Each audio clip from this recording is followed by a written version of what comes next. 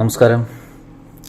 ബാലൻ Chidambaram direct ചെയ്ത Jithu മദൻ്റെ script.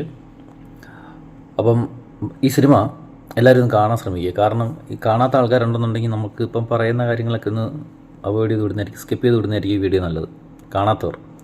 അപ്പോൾ ഇതിൽ നമുക്ക് ഒരുപാട് കാര്യങ്ങൾ മനസ്സിലാക്കാൻ പറ്റുന്ന ഒരു സിനിമയാണ്. ഒരുപാട് ചോദ്യങ്ങൾ സിനിമ കണ്ടതിന് ശേഷം നമ്മുടെ മനസ്സിലുണ്ടായിരിക്കാം. പിന്നെ നമുക്ക് ഒന്നുകൂടെ റീവെൻ്റ് അടിച്ച് ഒന്നുകൂടെ സിനിമ കാണേണ്ടതായിട്ടുള്ള സിറ്റുവേഷൻസ് വന്നേക്കാം.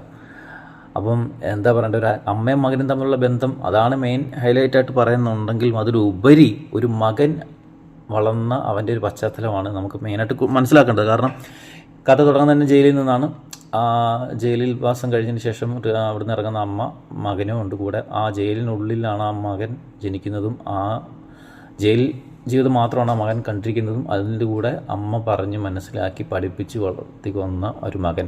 ഈ സിനിമ നമുക്ക് മൊത്തത്തിൽ കാണുമ്പോൾ തന്നെ മനസ്സിലാക്കാൻ പറ്റുമോ, ഒരിടത്തും തന്നെ പല സാഹചര്യങ്ങൾ വരുമ്പോൾ തന്നെ ഒരിടത്തും തന്നെ ആ മകൻ കരയുന്നതായിട്ട് നമുക്ക് കാണുന്നില്ല. അവൻ്റെ ഉള്ളിലൊരു ഫയർ അവൻ്റെ കണ്ണിൽ നമുക്ക് കാണാൻ പറ്റുന്നുണ്ട്. അവൻ ആ ഒരു കൊച്ചു പയ്യൻ അപ്പം തന്നെ പലതും അവനിലേക്ക് അടിച്ചമർത്തിയ രീതിയിലേക്ക് വളർന്നു വന്നൊരു സാഹചര്യം. അത് അമ്മയുടെ സ്വാർത്ഥത കൊണ്ടായിരിക്കാം. അതെല്ലാം പടം കണ്ട് മനസ്സിലാക്കേണ്ട കാര്യമാണ്. അമ്മ എന്തുകൊണ്ട് ജയിലിൽ വന്നു, എന്തുകൊണ്ടാണ് അവരങ്ങനെ ഒരു അവർ പറഞ്ഞു പോകുന്നുണ്ട് അവർ ജയിലിൽ എത്തിയ സാഹചര്യം എന്തുകൊണ്ടാണെന്നുള്ളത്. അപ്പം അടിച്ചമർത്തം ഒരു എന്താ പറയണ്ടത്, സ്വാതന്ത്ര്യമാണ് അവർ പൂർണ്ണമായിട്ടും ആഗ്രഹിക്കുന്നത് ആ സ്ത്രീ. അപ്പോൾ അവന് ആ ഒരു സിറ്റുവേഷനിൽ പിന്നീട് ഒരു സാഹചര്യത്തിൽ അവർക്ക് തെറ്റാണെന്ന് മനസ്സിലാക്കിയ തെറ്റ് ചെയ്യേണ്ടതായിട്ട് സാഹചര്യങ്ങൾ അവരുടെ വരുന്നുണ്ട്. അപ്പോൾ അവർക്ക് സ്വാതന്ത്ര്യമാണ് വേണ്ടത്, സ്വാർത്ഥത ജീവിതമാണ് വേണ്ടത്. ആ സമയത്ത് അവരൊന്നും ചിന്തിക്കുന്നില്ല എന്നുള്ളതാണ്. ഇതൊക്കെ നമുക്ക് പലതും കണ്ട് മനസ്സിലാക്കേണ്ട കാര്യങ്ങളാണ്.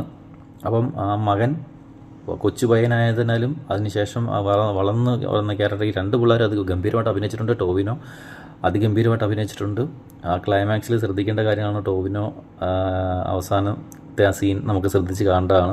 പിന്നെ ബീൻ ആൻ്റണി അത് ഗംഭീരമായിട്ടൊരു റോള് കുറേ വർഷങ്ങൾക്ക് ശേഷം സിനിമയിൽ നല്ലൊരു റോള് ചെയ്തിട്ടുണ്ട്. അത് ആരും തന്നെ അങ്ങനെ ബീൻ ആൻ്റണിയെ കുറിച്ച് നല്ലൊരു അഭിപ്രായങ്ങൾ ആരെങ്കിലും സിനിമയ്ക്കകത്ത് കാര്യങ്ങൾ സംസാരിക്കുന്ന വീഡിയോയ്ക്ക് നമ്മൾ കണ്ടില്ല. പക്ഷേ നല്ല റോൾ അവർ തന്മയത്തോടു കൂടി ചെയ്തിട്ടുണ്ട്. വളരെ ഗംഭീരമായിട്ട് ആ റോള് ബീൻ ആൻ്റണി ചെയ്തിട്ടുണ്ട്.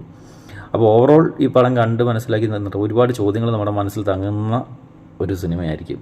അത് എന്താ പറയണ്ടേ, ഇപ്പോഴും ആ സിനിമയുടെ ഒരു എന്താ പറയണ്ട, ഒരു സത്ത് എന്ന് പറയാമല്ലോ, അതിൻ്റെ ഒരു ജീവനുണ്ട്. ആ ജീവൻ ഇപ്പോഴും നമ്മളിൽ നിന്ന് വിട്ടുപോയിട്ടില്ല. ആ സിനിമ കണ്ടതിന് ശേഷം വീണ്ടും കാണാൻ തോന്നുന്ന ഒരു സിനിമയാണ്. അപ്പം പശ്ചാത്തലമായാലും പിന്നെ നമ്മുടെ ഗണപതി ആക്ടർ ഗണപതി സിനിമയ്ക്കകത്ത് കാസ്റ്റിംഗ് ഡയറക്ടറായിട്ടൊക്കെ ആ സിനിമയുടെ കൂടെ ആ ഒരു ടീമാണല്ലോ അവർ. പിന്നെ ശിഷ്യൻ്റെ സംഗീതം, എല്ലാവരും സിനിമ ഒന്ന് കാണാൻ ശ്രമിക്കുക. പല കാര്യങ്ങളും പറയണമെന്നുണ്ട്, പക്ഷെ പറയാൻ പറ്റുന്നില്ല. കണ്ടുനോക്കുക.